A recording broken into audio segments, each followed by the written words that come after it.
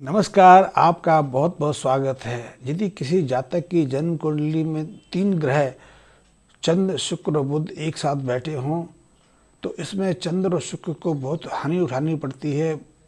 वो अपना शुभ प्रभाव नहीं दे पाते। चंद्र और शुक्र के अशुभ प्रभाव देने से व्यक्ति के अपने घर में भी कलह रहती है, जीवन साथी के सामने भी कई तरह की समस्याएं खड़ी हो जाती हैं। यदि ये जो चंद्र शुक्र और बुध का मेल यदि 7वें स्थान पर बन जाए तो निश्चित रूप से जीवन साथी के स्वास्थ्य पर और उसके व्यवहार पर प्रतिकूल असर पड़ता है। जीवन साथी निरंतर बीमार रहता है या उसके मन में उसके स्वभाव में प्रतिकूलता आ जाती है तो उससे मनमुटाव की शुरुआत हो जाती है। यदि ऐसा व्यक्ति जिसकी जन्म कुंडली के 7वें स्थान पर चंद्र शुक्र और बुध एक साथ विराजमान हो और यदि वो किसी दूसरे के साथ पार्टनरशिप कर ले तो निश्चित रूप से उसको पार्टनरशिप में घाटा उठाना पड़ता है। उसका जो पार्टनर है उसको धोखा देकर उसको लूट कर अलग हो जाता है, उसके व्यापार को तबाह कर देता है। यदि यही युक्ति चंद्र बुध और शुक्र की 5वें स्थान पर स्थापित हो जाए तो बच्चों के स्वास्थ्य पर तो प्रभाव पड़ता ही पड़ता है। बच्चों की जो शिक्षा है, जो एजुकेशन है, उसमें भी कई तरह की रुकावटें आती हैं। बच्चे अधूरी शिक्षा को छोड़ के अलग हो जाते हैं। उनके जीवन में शिक्षा का पूर्ण योग उपलब्धि नहीं होता है या फिर बच्चे बार बार बीमार पड़ते रहते हैं। इसी तरह यदि यही योग चंद्र शुक्र और बुध का जो योग है वो 4थे स्थान पर बन जाए तो ऐसे व्यक्ति को जमीन जायदाद को लेकर कई तरह की परेशानी को सामना करना पड़ता है। मकान, दुकान या खेती की ज़मीन है वो मुकदमेबाजी में फंस जाती है, कलह में फंस जाती है, भाई भाई में मतभेद पैदा हो जाता है। इससे उसका जीवन एक तरह से त्रस्त हो जाता है। जीवन का सारा सुख शांति है वो नष्ट हो जाती है। यदि यही युक्ति चंद्र शुक्र और बुध की युक्ति लग्न भाव में बन जाए तो स्वयं व्यक्ति के स्वास्थ्य पर प्रतिकूल असर पड़ता है। वो बीमार रहता है या फिर उसकी जीवन अवधि है, उसकी जो आयु है वो घट जाती है। लाल किताब में इस चंद्र शुक्र बुध के मेल को अशुभ योग के अंतर्गत माना गया है। अब यदि ऐसा योग किसी व्यक्ति की जन्म कुंडली बने गया है तो उससे बाहर आने का कारण क्या है? क्योंकि हर व्यक्ति स्वस्थ रहना चाहता है, जीवन में सुख शांति से जीना चाहता है, जिंदगी में आगे बढ़ना चाहता है, जीवन साथी के साथ में घर गृहस्थी के कार्यों में सुख शांति से व्यतीत करना चाहता है। तो ऐसे में यदि किसी व्यक्ति की जन्म कुंडली में तीनों ग्रह एक साथ बैठ जाएं तो ऐसे को सबसे पहले तो नियमित रूप से हर रोज मंदिर जाना चाहिए। मंदिर जाने के लिए प्रयास ये करना चाहिए कि वो घर से नंगे पैर जाए। लेकिन आज यदि आपके आसपास नंगे पैर जाने की स्थिति नहीं है क्योंकि मंदिर भी दूर हो गए, वो ज़माना दूर था कि शहर छोटे छोटे थे, कस्बों में लोग रहते थे तो वहाँ तो घर से मंदिर तक जाना सहज था। लेकिन आज तो सिर इतने दूर दूर फैल गए हैं कि वहाँ पैदल जाने की बात तो छोड़ो, बस और गाड़ियों के की मदद से जाना पड़ता है। तो ऐसे में आप एक काम करिए कि आप यदि अपनी कार से जा रहे हैं, अपने व्हीकल से जा रहे हैं तो व्हीकल से उतरने से पहले, कार से नीचे आने से पहले ही अपने जूते चप्पल को कार के अंदर रख दें और वहाँ से नंगे पैर मंदिर जाएँ। मंदिर कभी खाली पे हाथ ना जाएँ, कोई ना कोई फूल अपने हाथ में लेके जाएं और संभव हो पाए जो ऋतु फल होता है वो अवश्य अपने देव को अर्पित करें। इसके अलावा आप हर सोमवार को शिव मंदिर जाके शिव जी का अभिषेक कर सकते हैं और उस अभिषेक में शिव की जो पिंडी है, शिव की जो लिंग है उस पर मक्खन का लेपन अवश्य करें। मक्खन के लेपन से ये चंद्र शुक्र बुध के जो मेल का जो अशुभता है काफ़ी हद तक शांत हो जाती है।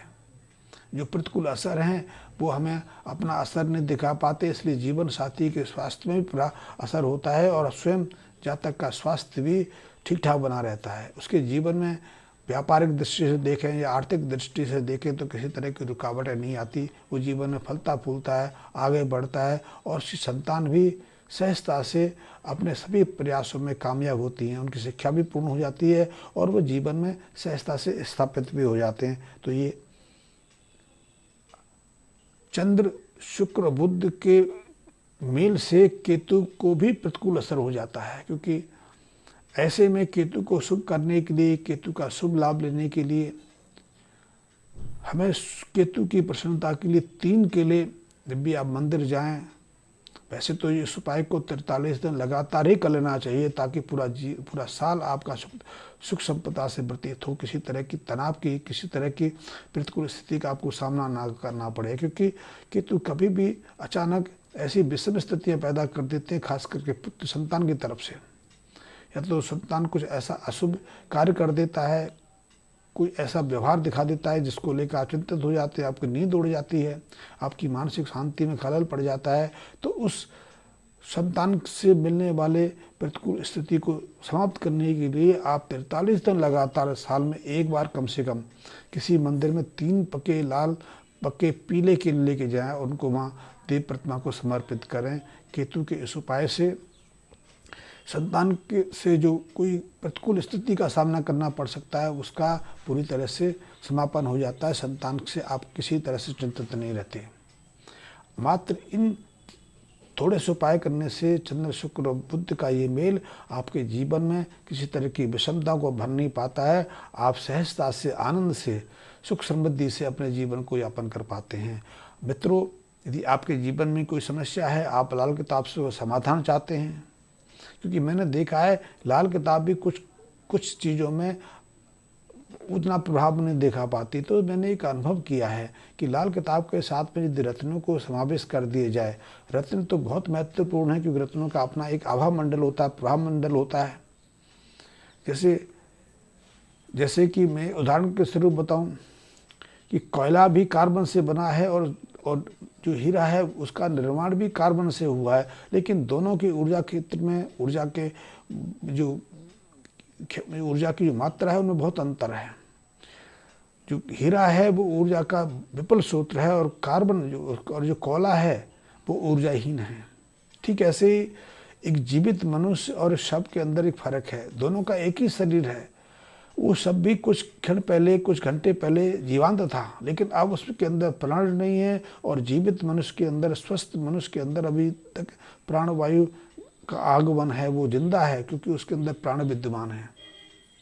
ठीक ऐसे ही जो रत्न हैं वो ऊर्जा के विशेष केंद्र हैं, उनके अंदर अपना एक ऊर्जा तंत्र है, अपना एक आभा मंडल है, और वो अपने आभा मंडल से जो उसको धारण करता है, जो उसको ग्रहण करता है, उसको प्रभावित करते हैं, और उसके अंदर के प्रभाव मंडल को प्रभावित करते उसको सफलता की तरफ, सुख समृद्धि की तरफ अग्रसर करते हैं। तो मैंने देखा है कि लाल किताब के उपायों के साथ में यदि रत्नों का भी समावेश कर दिया जाए तो में जो परिणाम है और अच्छे मिलते हैं, और जो परिणाम है उनकी दर बढ़ जाती है। तो ऐसे में यदि आपकी कोई समस्या है तो आप लाल किताब के माध्यम से भी उसका समाधान आप ढूंढ सकते हैं। लाल किताब के उपाय करना भी अब सहज नहीं है, क्योंकि आप बड़े बड़े शहरों में रहते हैं, मल्टी स्टोरीज में रहते हैं, ना तो आपके आसपास नदी सहजता से उपलब्ध हो पाती हैं, और कई जगह तो ऐसे हैं जहाँ बरगद और पीपल के पेड़ ही उपलब्ध नहीं है। कई जगह उपायों को करना प्रतिबंधित है। जैसे दिल्ली में नारियल आप नदी में, यमुना नदी में विसर्जित नहीं कर सकते। विसर्जित करेंगे तो आपको वहाँ की कारपोरेशन जुर्माना ठोक देगी। तो ऐसे में अपने जीवन में सकारात्मक प्रभाव लाने के लिए, जीवन में सफल होने के लिए हम लाल किताब के छोटे छोटे उपायों के साथ में हम जेम्स का, हम रत्नों का प्रयोग भी कर सकते हैं, जिससे कि हमारे जो प्रयोग है और अच्छे प्रभाव दे सकें, हम अपने जीवन की कठिनाइयों से मुक्त हो सकें। तो इस संबंध में यदि आपकी कोई समस्या है, आपको जानना चाहते हैं, अपने जीवन का निदान चाहते हैं, तो मुझसे संपर्क कर सकते हैं। मुझसे संपर्क करना बहुत सहज है। आप मेरे व्हाट्सएप पर संपर्क कर सकते हैं, या फिर मेरे मैसेज बॉक्स में आप कमेंट्स लिख सकते हैं, या फिर आप मेरे मोबाइल नंबर जो मैंने डिस्क्रिप्शन पर दिया है उस पर संपर्क कर सकते हैं। लेकिन हाँ, मेरे मोबाइल नंबर पर यदि आपने संपर्क करना है तो किसी भी दिन 3:30 बजे के बाद ट्राई करें। उससे पहले थोड़ी मेरी व्यस्तता रहती है, मुझे फ़ोन उठाने में और आपके जवाब देने में थोड़ी मुश्किल आती है। तो इस बात का ध्यान रख के आप मुझे कोई भी किसी तरह का सेवा का अवसर दे सकते हैं। धन्यवाद मित्रों।